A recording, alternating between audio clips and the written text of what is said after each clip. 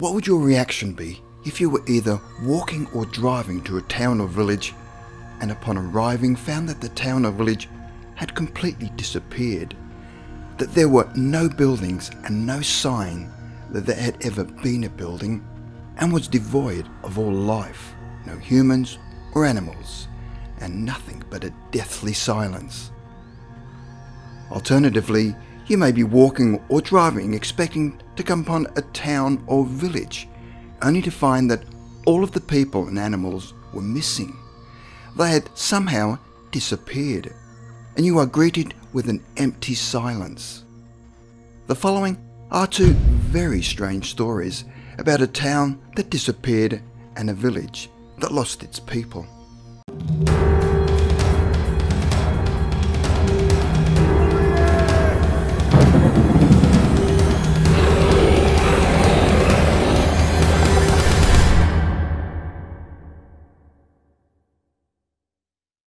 Number 2. Ashley, Kansas, the town that vanished. The following baffling story occurred in August the 17th, 1952, in the Kansas township of Ashley, where one summer evening a farming community of less than 700 people disappeared. Every single man, woman and child in that town simply vanished. The US Geological Survey claimed that the town may have been sitting directly atop the epicenter of a massive earthquake measuring 7.9 on the Richter scale that authorities believed hit the town on August the 17th, 1952. For comparisons, the massive San Francisco earthquake of 1906 destroyed more than 3/4 of that city with a magnitude of 7.8. Because the town of Ashley was so remote, it took a while for reports of the catastrophe to reach emergency crews. But when the rescue team arrived, they found the entire town of Ashley was completely gone. That is, every building, every street, any vehicles, but more importantly, every man, woman, child and animal, all completely gone. No matter how fast the emergency crew could have moved, they could never have got there in time to save anyone or anything. The earth had swallowed everything up. The first emergency crews to arrive on the scene described what remained of the town of Ashley as nothing but a smouldering, burning fissure in the earth, measuring 1,000 yards in length and approximately 500 yards in width, but of indeterminate depth. With the vast emptiness that now confronted the rescue team in what now appeared a hopeless mission, the teams still spent nearly 2 weeks attempting to locate any signs of life within the burnt crater that was once the town of Ashley. With the obvious fruitless attempt at any rescue, the search was abandoned on August the 29th. Not a single person or object was ever retrieved from the smoking hellhole. But the story of this cataclysm does not end there. It is where this weird story just begins. One day, after the rescue operation decided it was futile to continue, at 2:27 a.m, an aftershock of nearly the exact same magnitude struck the same location. Disaster teams who had barely retreated from their last ordeal were able to quickly return to the scene, only to witness something absolutely incredible. The giant fissure, which had first consumed the town, had mysteriously closed itself. Now, rumours were starting to come out of towns from the surrounding area, where they described a weird display of lightning and black openings in the sky. What would have once been roads leading into Ashley now led to nowhere, where some roads appeared to double back to their original destination. The following description came from police officer Alan Mace from the Hayes Police Department, who was driving towards what would once have been Ashley's city limits, only to find himself driving backwards towards Hayes, yet he has no recollection of turning the vehicle around. One disturbing story to come out of Hayes concerns some residents who claim to have seen, heard and even held conversations with friends and family from Ashley after the earthquake, the same people who had vanished on that August morning. But the single most chilling piece of evidence that was leaked from the Hayes Police Department was a transcript of a single phone conversation in which a terrified caller, identified as April Foster, phoned Officer Paul Welsh of the Hayes Police Department. She described how every one of Ashley's 679 residents, all presumed dead, had been witnessed emerging from a mysterious fire which seemed to emanate from the very crack in the earth which had consumed the town. The strangest thing about that conversation, however, was the date of the transcript, August the 15th, 1952, 2 days before the earthquake. Did she have a premonition? In the call to Officer Peter Welsh, she tells him that her name is April Foster, and she is asking for help and crying that last night they came back. And the officer asks, "Who came back?" And Foster replies, "Everyone, they all came back in the fire." The officer asks, "Who is everyone?" The officer again asks who is everyone, and Foster then screamed and abused him for not listening. She said, "Everyone who died and went missing have come back." Foster claimed that she was hiding like everyone else. She said, "We saw them coming through the fields and said, 'God, they're screaming. I don't know what happened to them, but their houses caught on fire and they caved in.'" Then the officer heard glass breaking, and Foster then said, "Something came in." The officer then asked, "Mom, Mom," and the call suddenly ends. It was 2 days after this harrowing call that the earthquake would strike, and hundreds of people would apparently evaporate into thin air. Number 1. The disappearing tribe from Lake Anjikuni, Canada. Anjikuni Lake is located in the remote region of Nunavut in northern Canada, and is famous for the terrifying mystery surrounding the collective vanishing of the villagers who once lived on the stony coast of Anjikuni's waters. It began in 1930 when a trapper named Armand Laurent and his 2 sons saw a strange light crossing the northern sky.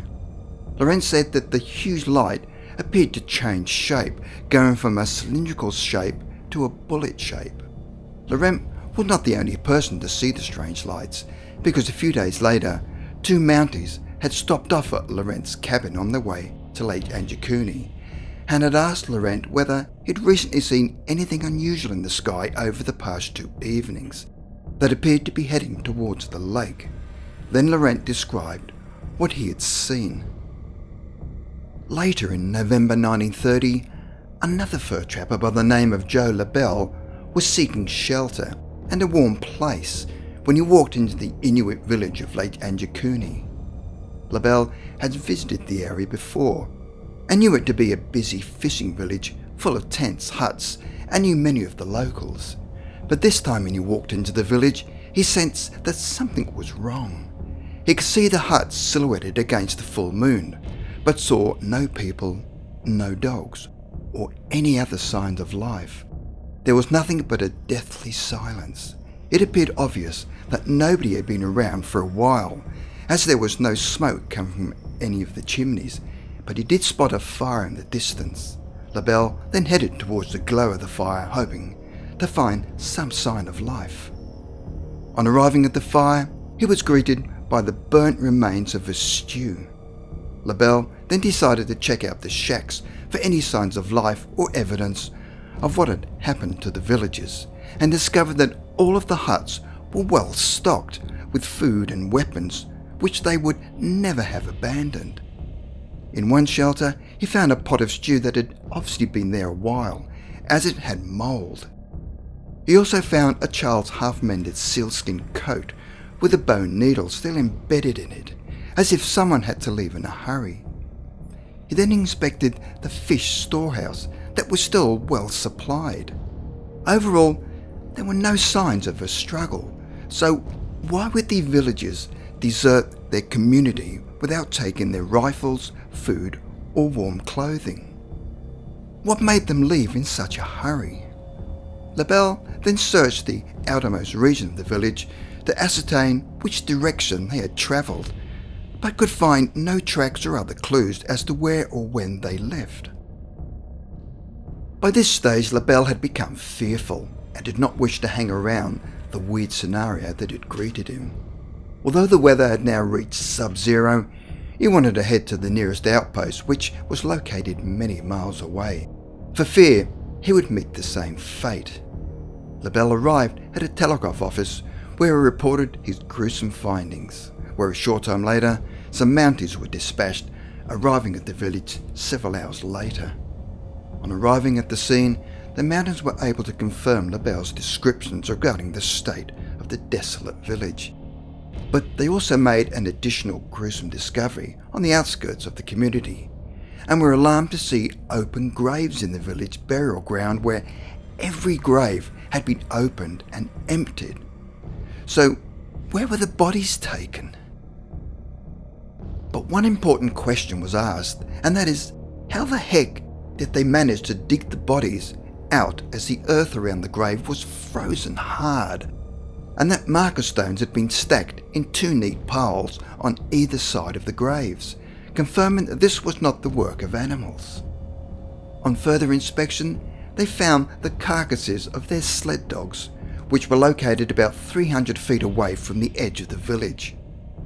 According to Canadian pathologists, the dogs had all apparently died of starvation and had been covered by snowdrifts, which had buried them nearly 12 feet deep.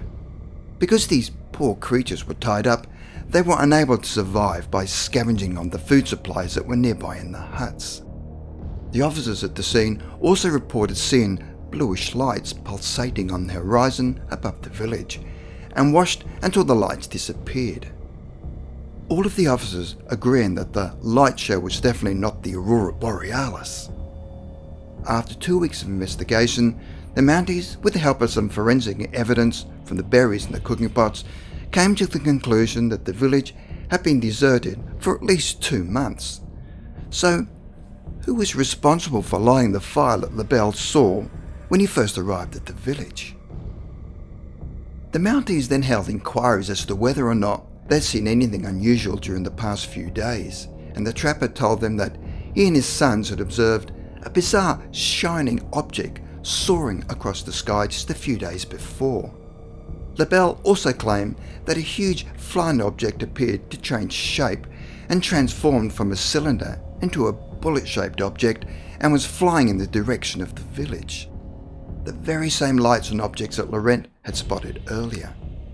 When LaBelle later reported his findings to the media, he said that whilst approaching the village, he felt a sense of dread and that something was terribly wrong. In 1931, the RCMP investigated the case, stating that Mounties discovered an uninhabited settlement, and while it's known that many Inuit tribes were still semi-nomadic in the 1930s, they would never have deserted their homes, temporarily or permanently, in the middle of winter without their rifles and essential provisions. So, who or what was responsible for the disappearance of these people back in 1930, where they mysteriously vanished? What would force this tribe of Inuits to leave the safety of their homes without taking the tools, food, weapons and dogs necessary for their survival in the harsh climate of the tundra, and to also dig up the graves? Another great conundrum is that there was no sign of a struggle and no indications of violence. If the Inuits of Anjakuna were murdered or taken by force, then why was there no sign of the struggle, combined with the fact that experienced trackers could find no indication of the path they took in leaving their village, which has left researchers stumped? Does the fact that Laurent, LaBelle, as well as the Mounties, who all saw the mysterious lights along with the cylinder-shaped objects, have something to do with their disappearance? So, we now ask the question, was this one large alien abduction? As this would explain how every living soul in the village managed to disappear without a trace, whilst going about their daily business, without so much as a footprint to show for it. Whatever happened to this tribe of people?